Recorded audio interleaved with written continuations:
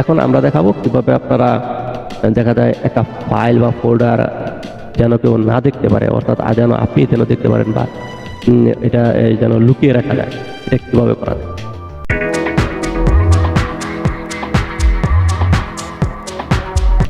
যেমন আমরা এখন একটা আপনার ফোল্ডার ক্রিয়েট করলাম এবং ফোল্ডারটা রাইট বাটনে ক্লিক করে যখন আমরা প্রপার্টিতে গেলাম, প্রপার্টি থেকে দেখেন হাইড হিডেন, প্রপার্টি থেকে হিডেন নামে একটা অপশন আছে, হিডেনে ক্লিক করলাম এবং ওকেতে ক্লিক করলাম। ওকেতে ক্লিক করার পর দেখেন এই জায়গা থেকে এটা চলে গেল। এখন এই জায়গার মধ্যে থেকে এটা যে চলে গেল, এখন তাহলে আমরা এটা কোথা থেকে পাবো? এটা আমরা দেখুন এই জায়গার মধ্যে, এই দেখেন এই জায়গার মধ্যে একটা অপশন আছে, এর মধ্যে একটা অপশন আছে, এই অপশনের মধ্যে ক্লিক করেন। ক্লিক করার পরে দেখুন এই জায়গার মধ্যে লেখা আছে অফ অন, অপশনের মধ্যে ক্লিক করলাম।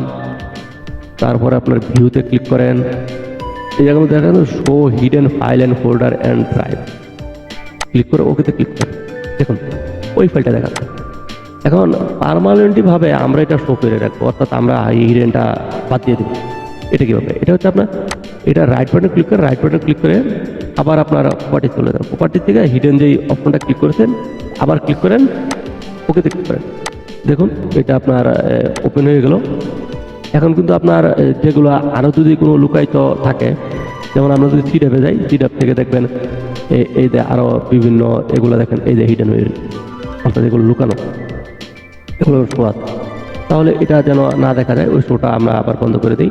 তার মধ্যে ক্লিক করে আপনার আবার অপশনে চলে যান, অপশন থেকে আপনার ভিউতে চলে যান, ভিউতে যাওয়ার পরে রিস্টোর ডিফল্ট, অথবা এই জায়গার মধ্যে ক্লিক করে এটা বন্ধ করতে পারেন, অথবা রিস্টোর ডিফল্টের মধ্যে ক্লিক করেন, অর্থাৎ বাই ডিফল্ট যে অবস্থায় আছে ঠিক ওই অবস্থায় চলে যাবে।